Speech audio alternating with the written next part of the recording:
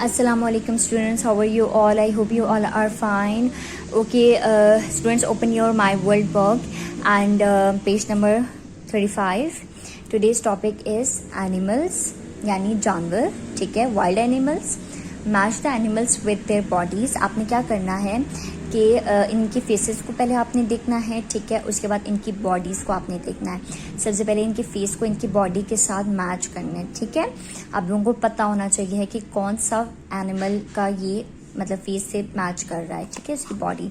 For example ये देखें, ये वाला जो है जिराफ, ये इधर मैच कर रहा है, ठीक है.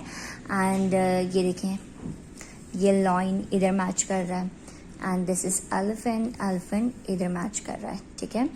आपने क्या करना है, इसी तरीके से इनको मैच करना है, ठीक है, इनको इनकी बॉडीज के साथ मैच करना है, ठीक है बच्चों. And this is your homework. Animals, farm animals, ठीक है, कलर द फार्म एनिमल्स.